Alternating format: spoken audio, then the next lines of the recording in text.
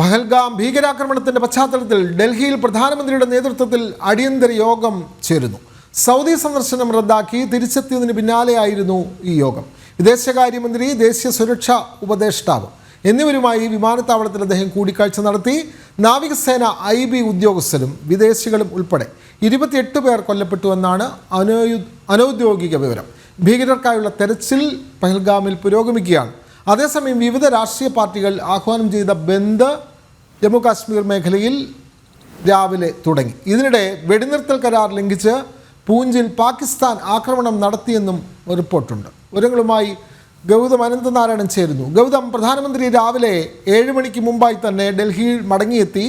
അദ്ദേഹം വിമാനത്താവളത്തിൽ തന്നെ അടിയന്തരമായി യോഗം ചേർന്നു. വിദേശകാര്യ മന്ത്രി, സുരക്ഷാ ഉപദേഷ്ടാവ് അടക്കമുള്ള ആളുകൾ ഈ യോഗത്തിൽ പങ്കെടുത്തു. അമിത്ഷായുമായും കാര്യങ്ങൾ വിശകലനം ചെയ്തു എന്ന് മനസ്സിലാക്കുന്നു. എന്തായാലും അടിയന്തരമായി സ്വീകരിക്കേണ്ട നടപടികൾ ഈ യോഗത്തിൽ കൈക്കൊണ്ടു കാണും എന്ന് നമുക്ക് വിശ്വസിക്കാമല്ലോ. അതേപോലെ തന്നെ ജമ്മു കാശ്മീരിൽ പൊതുജനങ്ങൾ ഹർത്താൽ ആചരിക്കുന്നു, രാഷ്ട്രീയ പാർട്ടികൾ ഹർത്താൽ ആചരിക്കുന്നു. ഇന്നലെ തന്നെ സ്ഥലവാസികൾ മെഴുകുതിരി കത്തിച്ചുകൊണ്ടുള്ള അവരുടെ പ്രതിഷേധം, ആദരാഞ്ജലികൾ ഒക്കെ അർപ്പിച്ചതാണ്. പ്രധാനമന്ത്രിയുടെ അടിയന്തര യോഗം അവസാനിച്ചിട്ടുണ്ടോ? കൂടുതൽ വിവരങ്ങൾ ഗൗതം.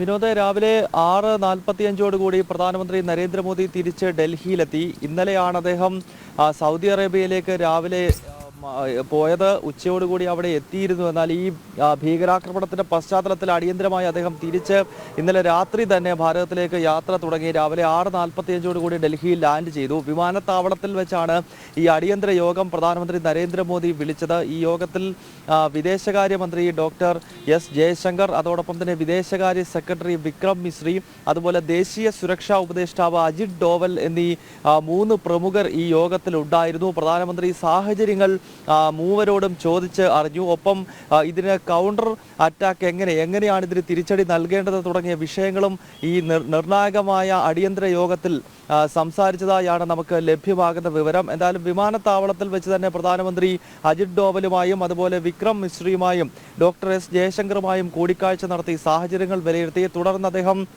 കേന്ദ്ര ആഭ്യന്തരമന്ത്രി അമിത്ഷായുമായി ടെലിഫോണിൽ സംസാരിച്ച് ജമ്മു കാശ്മീരിലെ ഇപ്പോഴത്തെ സാഹചര്യങ്ങൾ സംബന്ധിച്ചും ഒരു ചർച്ച ഇരുവരും തമ്മിൽ നടന്നുവെന്നും നമുക്ക് വിവരം ലഭിക്കുന്നുണ്ട്. എന്തായാലും ഡൽഹിയിലും ശ്രീനഗറിലും തിരക്കിട്ട ചർച്ചകൾ പുരോഗമിച്ചുകൊണ്ടിരിക്കുകയാണ്. പ്രധാനമന്ത്രിയുടെ അധ്യക്ഷതയിൽ മന്ത്രിസഭാ യോഗവും ഇന്നിനെയും ഡൽഹിയിൽ ചേരാൻ പോകുന്നു. ഈ മരിച്ചവർക്ക് അനുശോചനം രേഖപ്പെടുത്തുകയും ഈ നിർണായകമായ ഘട്ടത്തെ എങ്ങനെയാണ് അഭിമുഖീകരിക്കേണ്ടത് എന്നത് സംബന്ധിച്ചുള്ള തീരുമാനങ്ങളാകും ഈ മന്ത്രിസഭാ യോഗത്തിൽ ഉണ്ടാകുക.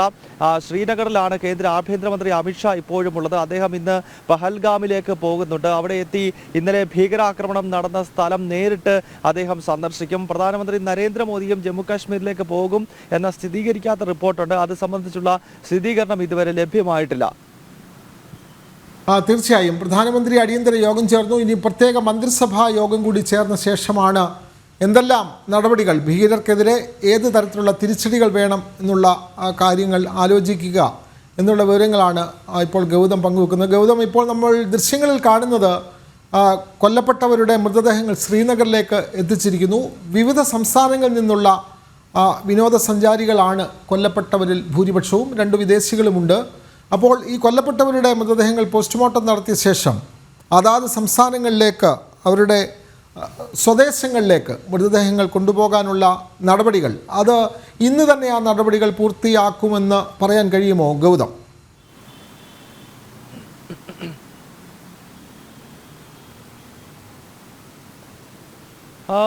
വിനോദ്, ഇന്ന് തന്നെ ഇവരുടെ മൃതദേഹങ്ങൾ ബന്ധുക്കൾക്ക് വിട്ടു നൽകും. അതിനുവേണ്ട നടപടിക്രമങ്ങൾ ഇപ്പോൾ ശ്രീനഗറിൽ ആരംഭിച്ചിരിക്കുകയാണ്. ഇന്നലെ രാത്രിയോടുകൂടി തന്നെ ഇവരുടെ ഭൗതികദേഹം ശ്രീനഗറിലേക്ക് എത്തിച്ചു. ഇനിയും ഈ പോസ്റ്റ്മോർട്ടം നടപടിക്രമങ്ങളാണ് ശ്രീനഗറിൽ പ്രധാനമായും നടക്കേണ്ടത്. അതിനുശേഷം കേന്ദ്ര ആഭ്യന്തരമന്ത്രി അമിത്ഷാ ശ്രീനഗറിൽ വെച്ച് ഈ മരണപ്പെട്ടവർക്ക് അന്ത്യാഞ്ജലി അർപ്പിക്കും. അവരുടെ ഭൗതികദേഹത്തിൽ അന്ത്യാഞ്ജലി അർപ്പിക്കുമെന്നാണ് നമുക്ക് വിവരം ലഭിക്കുന്നത്. അതിനുശേഷമാകും ബന്ധുക്കൾക്ക് മൃതദേഹം വിട്ടു നൽകുക. പിന്നീട് ഉച്ചയോടുകൂടി ഒരുപക്ഷെ ഓരോരുത്തരുടെയും നാടുകളിലേക്ക് അവരുടെ ഭൗതികദേഹങ്ങൾ സർക്കാർ വിട്ടു നൽകും.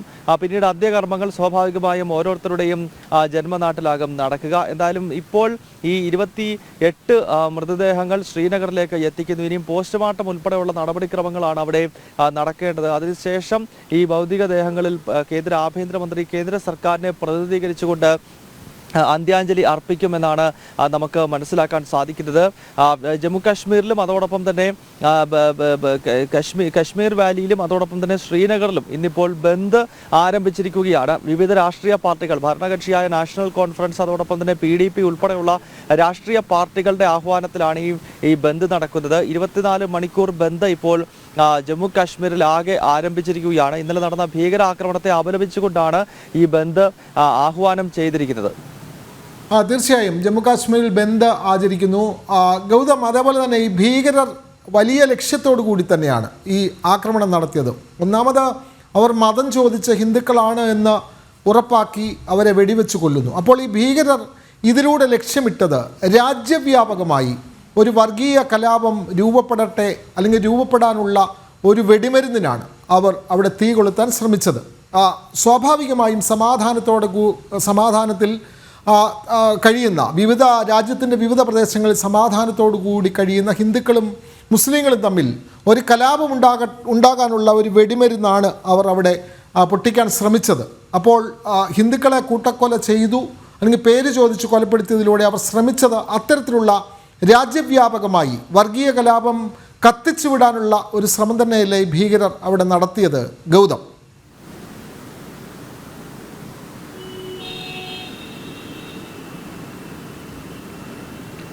വിനോദേ, ആ വിഷയത്തിലേക്ക് വരുന്നതിന് മുമ്പ് മറ്റൊരു സുപ്രധാനമായ കാര്യം ഈ അതിർത്തിയിൽ പാകിസ്ഥാന്റെ വെടിനിർത്തൽ കരാർ ലംഘനം ഉണ്ടായിരിക്കുന്നു എന്നുള്ളതാണ്. പൂഞ്ച് സെക്ടറിലാണ് ഇപ്പോൾ പാകിസ്ഥാൻ വെടിനിർത്തൽ കരാർ ലംഘനം നടത്തിയിരിക്കുന്നത്. ഇന്നലെ പഹൽഗാമിൽ ഇത്തരത്തിൽ വലിയൊരു ഭീകരാക്രമണം നടന്നതിന് പിന്നാലെ ഇപ്പോൾ അതിർത്തിയിൽ വീണ്ടും പാകിസ്ഥാൻ പ്രകോപനം കൂടി സൃഷ്ടിക്കുന്നു എന്ന വാർത്തകൾ കൂടി ഈ മണിക്കൂറിൽ എത്തുകയാണ്. സ്വാഭാവികമായും വളരെ ഗൗരവമുള്ളൊരു വിഷയമാണിതെന്ന കാര്യത്തിൽ സംശയമില്ല. നിലവിൽ ഈ പഹൽഗാം ഭീകരാക്രമണത്തിന് പിന്നിൽ പാകിസ്ഥാൻ കേന്ദ്രീകൃത ലഷ്കർ-ഇ-തോയ്ബയുടെ അനുബന്ധ സംഘടനയായ ദ റെസിസ്റ്റന്റ് ഫ്രണ്ട് ആണ് എന്നത് സംബന്ധിച്ചുള്ള സ്ഥിരീകരണം വന്നിട്ടുണ്ട്. ഇന്നലെ വൈകുന്നേരത്തോടുകൂടി ദ റെസിസ്റ്റന്റ് ഫ്രണ്ട് ഇത് സംബന്ധിച്ചുള്ള ഉത്തരവാദിത്തം ഏറ്റെടുത്ത് കഴിഞ്ഞിരിക്കുന്നു.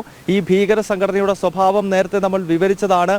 ഇത് പാകിസ്ഥാൻ കേന്ദ്രീകൃതമായിട്ടുള്ള ലഷ്കർ-ഇ-തോയ്ബയുടെ അനുബന്ധ സംഘടനയാണ്. മാത്രമല്ല ഹിസ്ബുൾ മുജാഹിദീൻ പോലുള്ള നിരോധിത സംഘടനകളുടെയും ഒരു ഔട്ട്ലിഫ്റ്റായി ഇപ്പോൾ പ്രവർത്തിച്ചുകൊണ്ടിരിക്കുന്ന സംഘടനയാണ് ഈ ദ റെസിസ്റ്റൻസ് ഫ്രണ്ട് എന്ന ഭീകര സംഘടന. ഇവരിതിൻ്റെ ഉത്തരവാദിത്തം ഇന്നലെ വൈകുന്നേരത്തോടു കൂടി തന്നെ ഏറ്റെടുത്തിരുന്നു. സ്വാഭാവികമായും പാകിസ്ഥാൻ കേന്ദ്രീകൃത ഭീകര സംഘടനയാണ് ഈ ഭീകരാക്രമണം പഹൽഗാമിൽ നടത്തിയത് എന്നത് സംബന്ധിച്ചുള്ള സ്ഥിരീകരണം ഉറപ്പായി നിൽക്കുന്ന ഘട്ടത്തിലാണ് ഇപ്പോൾ അതിർത്തിയിൽ വീണ്ടും പാക് പ്രകോപനം കൂടി ഉണ്ടാകുന്നത്. ഇരു രാജ്യങ്ങൾക്കുമിടയിൽ നിലവിൽ നയതന്ത്ര ചർച്ചകൾ പോലും നടക്കാതെ പാകിസ്ഥാനുമായുള്ള എല്ലാ തരത്തിലുമുള്ള ചർച്ചകൾ ഭാരതം നിർത്തിവെച്ചിരിക്കുന്ന ഈ ഒരു ഘട്ടത്തിലാണ് ഇപ്പോൾ അതിർത്തിയിൽ വീണ്ടും പാകിസ്ഥാൻ പ്രകോപനം സൃഷ്ടിക്കാൻ ശ്രമിക്കുന്നത്. അടുത്ത കാലത്ത് പൂഞ്ച് ഉൾപ്പെടെയുള്ള സെക്ടറുകളിൽ പാകിസ്ഥാൻ ഷെല്ലാക്രമണം നടത്തുകയും ഭാരതം അതിന് കനത്ത പ്രഹരം തിരിച്ച് ഏൽപ്പിക്കുകയും ചെയ്തിരുന്നു. ഭാരതത്തിൻ്റെ പ്രത്യാക്രമണത്തിൽ പാകിസ്ഥാന്റെ നിരവധി ഈ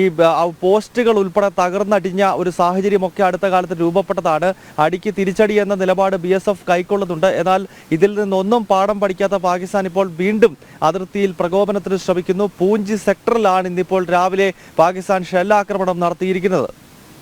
അതെ, പാകിസ്ഥാന്റെ ഇത്തരത്തിലുള്ള ആക്രമണം അവിടെ ജമ്മു കാശ്മീരിലുണ്ടായ ഭീകരർക്ക് പാകിസ്ഥാൻ പിന്തുണയുള്ള ഭീകരരാണ് എന്നുള്ള വിവരങ്ങൾ കൂടി പുറത്തു വരുന്നു. അപ്പോൾ ഈ അതിർത്തിയിൽ പാകിസ്ഥാൻ നടത്തുന്ന ഇപ്പോഴത്തെ ഇത്തരത്തിലുള്ള അക്രമം, അതും കഴിഞ്ഞ ദിവസം ഉണ്ടായ ഭീകരാക്രമണവും അത് ചേർത്ത് വായിക്കാവുന്നതല്ലേ? അപ്പോൾ ഇതിനെ ചെറുക്കാനുള്ള ശക്തമായ സൈനിക നടപടികളിലേക്കല്ലേ ഭാരതം ഇനി നീങ്ങുന്നത്, ഗൗതം?